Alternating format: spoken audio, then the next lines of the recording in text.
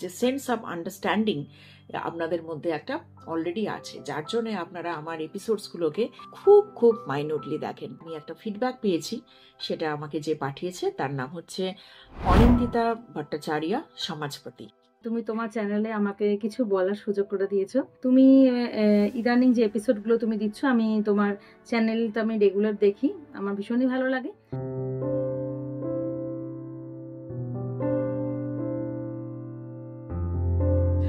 Previous এপিসোডে আপনারা অনিন্দিতার video দেখেছেন এবং অনিন্দিতা কি বলতে চেয়েছে আপনারা সবাই শুনেছেন।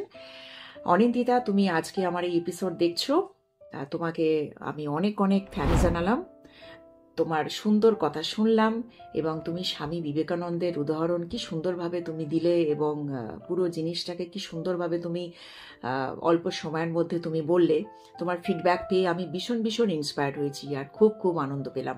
এবং হ্যাঁ, ডেফিনেটলি আমি আমার এপিসোড করতেই থাকবো, যদি একটা কন্ডিশন আছে, যদি তোমার মতন আর এই আপনাদের সবার মতন এরকম লাইক মাইন্ডেড অডিয়েন্স আমি পাই সব সময়, যদি এরকম অডিয়েন্সের ব্লেসিংস আমার সঙ্গে থাকে, গুড উইশেস থাকে, তাহলে তো ডেফিনেটলি আমার এপিসোডস চলতে থাকবে। আর যতদিন তোমরা চাইবে, আপনারা চাইবেন, ততদিনই এই এপিসোড চলবে। আর তোমার সঙ্গে আমার যে আর একটা ইম্পর্টেন্ট ডিসকাশন হয়েছে একটা সাবজেক্টের ওপর, সেটা তো একটা সারপ্রাইজ, একটা বিগ সারপ্রাইজ। সেইটা নিয়ে আমি তো খুব তাড়াতাড়ি এবার সেটা নিয়ে আমি সবার কাছে আসব। তোমার আরও কিছু জিনিস, তোমার সম্বন্ধে আরও অনেক কিছু জিনিস সবাই জানতে পারবে। সেই এপিসোডগুলো নিয়ে, অর্থাৎ অনিন্দিতার সঙ্গে আমার যে ডিসকাশন হয়েছে সেই এপিসোডগুলো নিয়ে আমি খুব তাড়াতাড়ি আপনাদের কাছে ফিরব।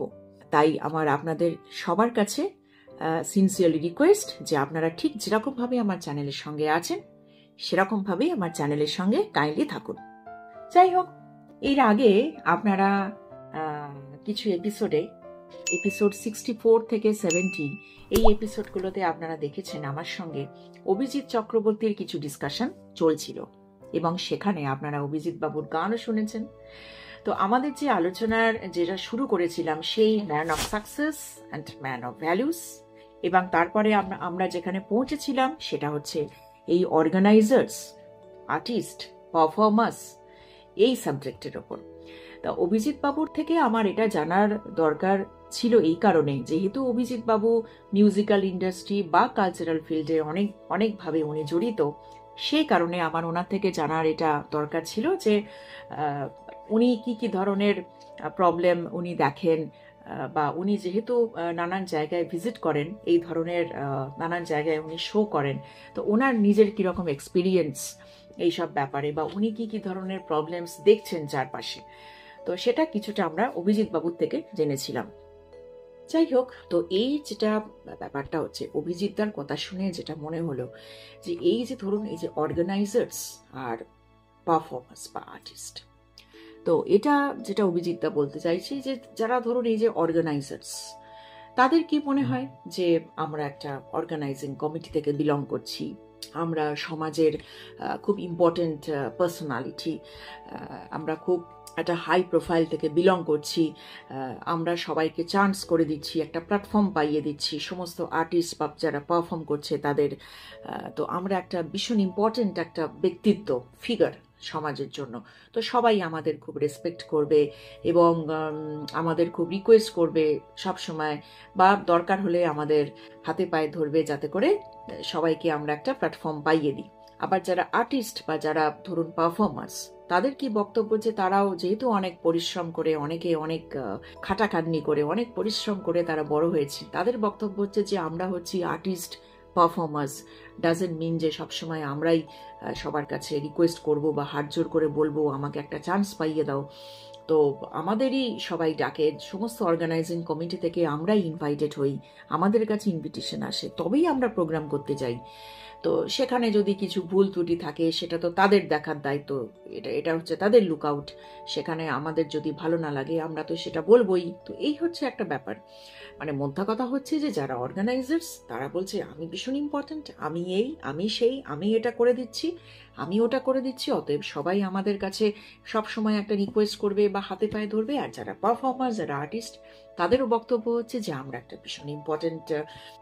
ভীষণ ইম্পর্টেন্ট পার্সোনালিটি, সেলিব্রিটি, আমরা একটা পারফর্ম করছি, আমরা আর্টিস্ট হয়ে গেছি, অতএব যারা অর্গানাইজার্স বা যারা অর্গানাইজিং কমিটিতে আছেন তারা সবসময় আমাদের কাছে তারা রিকোয়েস্ট করবেন। তাদের বক্তব্য হচ্ছে যে তারা ইনভাইটেড হচ্ছে, তাদেরই রিকোয়েস্ট করা হচ্ছে, এবং অনেকে এটাও বলে থাকেন যে যারা যারা অর্গানাইজার্স তারাই আমাদের কাছে আসেন, তারাই আমাদের রিকোয়েস্ট করেন এবং আমাদের সঙ্গে তারা নানান রকমের প্রোগ্রামও করতে চান, শো করতে চান, এটা কিন্তু তারাই আমাদের কাছে আসেন। কিন্তু অর্গানাইজার্স তারা বলছে যে না, আমরা আছি বলেই তারা নানা রকম জায়গায় প্রোগ্রাম করতে পারছে, তাদের আমরা সেই চান্স করে দিচ্ছি।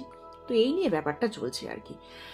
এখন মোদ্দা কথা, এই প্রসঙ্গে আমি একটা মনে পড়লো, যেটা সারদা মা বলেছেন, আমি সেটা শেয়ার করছি আপনাদের সঙ্গে। যে সারদা মা যেটা বলেছেন যে এই জগতে কেউ ছোট হতে চায় না, সবাই বড় হতে চায়, তাই তো এত গোলমালের সৃষ্টি। একজন একটু নিচু হলে সব গোলমাল মিটে যায়, কিন্তু তা কিছুতেই হবে না। বলে আমি ওর থেকে ছোট কিসে? এরই নাম হলো অহংকার। যত অনর্থের মূল ওইখানে। যদি সংসারে শান্তি পেতে চাও তবে ছোট হতে শেখো।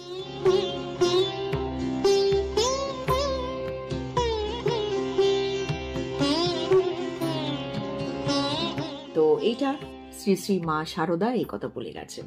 অর্থাৎ এখানে সেই একই জিনিস দেখা যাচ্ছে, যে সেই আমিত্ব ভাব।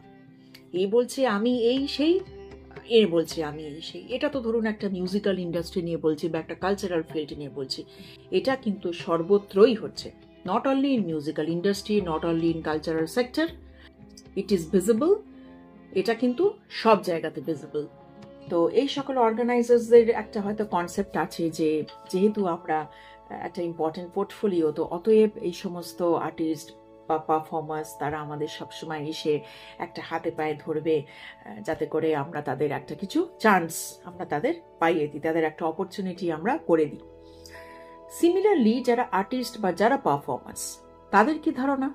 তাদের ধারণা হচ্ছে যে আমরা যেহেতু আর্টিস্ট, আমরা যেহেতু পারফর্ম করি, সেই জন্যে আমরা কিন্তু কারুর কাছে কোনোভাবেই মাথা নত করি না, কারণ আমাদের সবাই ইনভাইট করে, আমরা ইনভাইটেড হয়ে পারফর্ম করতে যাই, সেটা দেশে হোক বিদেশে হোক।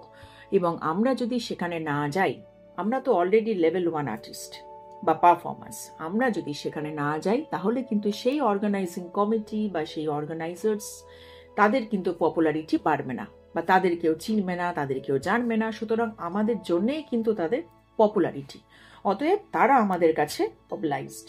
তো এই ধরনের কনসেপ্ট নিয়ে এই অর্গানাইজার্স বলুন বা পারফর্মার্স বা আর্টিস্ট, তাদের এই কনসেপ্ট নিয়েই হয়তো তারা তাদের লাইফ চলছে বা তারা চলছেন। এখানে আমি আমার একটা পার্সোনাল এক্সপিরিয়েন্স আপনাদের সঙ্গে শেয়ার করব, এই অর্গানাইজার্স এবং এখানে পারফর্মার্স।